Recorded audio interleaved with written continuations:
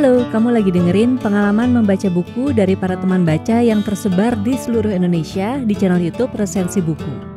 Kalau misalnya kamu juga tertarik nih untuk menceritakan pengalaman membacamu, tulisin aja di kolom komen atau bisa DM langsung ke Instagram di @podcastresensibuku. Selamat mendengarkan.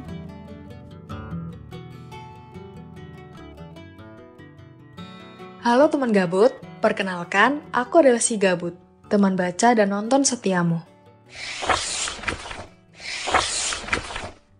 Hari ini ulasannya dalam edisi Buku ASEAN Literatur. Aku bakal membahas buku karya Minato Kanae yang berjudul Ferris Wheel at Night. Buat teman gabut yang belum tahu, Minato Kanae adalah seorang penulis dari Jepang dengan buku-bukunya identik dengan buku fiksi kriminal, termasuk buku yang akan diulas kali ini. Ferris Wheel at Night ini dialihbahasakan ke dalam bahasa Indonesia oleh penerbit Haru belum genap setahun loh. Nah, seperti genre fiksi kriminal pada umumnya, pembaca akan masuk ke dalam teka-teki, misteri, dan peristiwa kriminal yang terjadi dengan latar Bukit Hibari. Kita baca dulu kali ya sinopsisnya.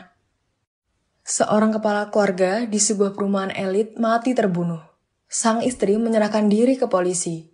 Dengan ayah sebagai korban dan ibu sebagai tersangka, bagaimana mendefinisikan anak-anak mereka? Anak korban pembunuhan atau anak pembunuh? Apa peran para tetangga setelah kasus terjadi? Lalu yang terpenting, mengapa ada insiden seperti ini? Peristiwa pembunuhan ini berpusat di tengah sebuah perumahan yang damai. Bukit Hibari namanya. Nah, Minato Kanae sangat mempertimbangkan Bukit Hibari ini tidak hanya sebagai latar, tapi juga punya konteks sosial khusus dalam ceritanya. Pelaku pembunuhannya juga dari keluarga yang dikenal sangat harmonis. Dengan premis yang kayak gini, fokus buku ini terletak pada lingkungan Bukit Hibari, sekaligus tragedi pembunuhan yang terjadi. Di buku ini, kita kayak jadi salah satu pemukim di perumahan Bukit Hibari. Seolah-olah kita tetangga yang melihat keributan beberapa keluarga lainnya. Ada keluarga Endo, ada keluarga Kojima, dan ada keluarga Takahashi yang terjadi pembunuhan di dalamnya. Bahkan kita seolah-olah menjadi saksi atas peristiwa kriminal di sana. Bukit Hibari itu pada dasarnya merupakan perumahan yang elit, yang dihuni orang-orang kalangan atas gitu kan ya, kalau kita mengistilahkan. Ada pola dan gaya hidup yang digambarkan oleh Minato Kanae. Penggambaran lingkungan di Bukit Hibari ini secara nggak langsung membentuk siapa dan bagaimana tiap-tiap karakter untuk menunjang konflik utamanya. Tapi, seperti yang kita tahu ya, setiap lingkungan itu pasti ada kemungkinan untuk hetero. Dalam buku ini yang sangat mencolok adalah kelas sosialnya. Dari situ kita melihat perseteruan sosial yang nantinya akan terhubung dengan dugaan-dugaan atas peristiwa pembunuhan keluarga Takahashi ini.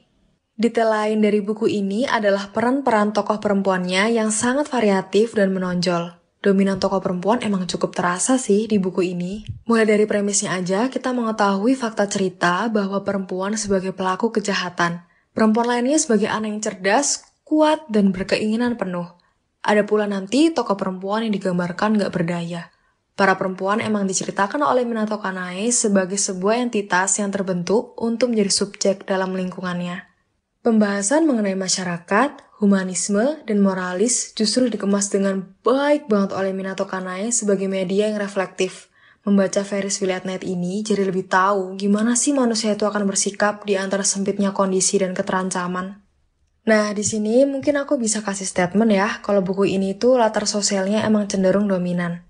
Bahkan untuk ekstrimnya, konteks detektif dan kasus kriminalnya cenderung tenggelam kalau dibandingkan dengan unsur-unsur sosialnya.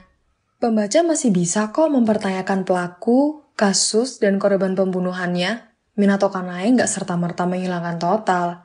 Toh ini tetap punya fokus pada pembunuhan dan detektif. Nuansa dan rasa tidak nyaman atas kasus pembunuhan yang terjadi di keluarga Takahashi masih kerasa banget di latar suasananya.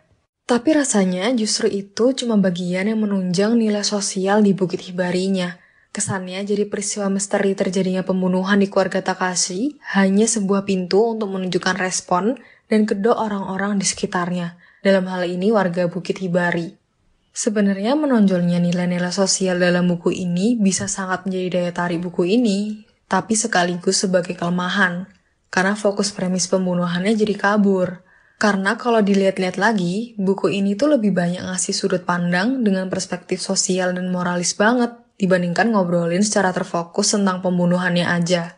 Bagi teman gabut yang gak terlalu suka cerita detektif dengan kasus yang terlalu gore gitu, mungkin buku ini bisa jadi rekomendasi. Tapi kalau sukanya dengan cerita-cerita detektif yang kasusnya kompleks atau detail, buku ini mungkin bisa jadi pertimbangan. Kalau pendapatku secara subjektif, aku emang lebih suka yang gak terlalu gore. Jadi waktu baca buku ini, aku masih sangat menikmati kemarahan yang dihadirkan dari perspektif nilai kemanusiaannya. Toh aku masih bisa menduga-duga dalam perihal kasus pembunuhannya. Jadi, sisi detektif dan perasaan kepo selama membaca novel Ferris Wheel at Night ini masih bisa aku dapatkan. Jadi kira-kira itulah pembahasan novel karya Minato Kanai ini. Teman gabut udah tertarik belum? Kalau menurutku sih, buku ini bisa jadi rekomendasi kok. Insightful dan entertaining dari buku ini sangat layak untuk kamu dapatkan juga. Wah, kayaknya udah panjang banget ya obrolan di edisi kali ini. Terima kasih banyak ya sudah mendengar sampai akhir ulasan dari si gabut tentang novel Ferris Wheel at Night karya Minato Kanai ini. Sampai jumpa di sesi berikutnya.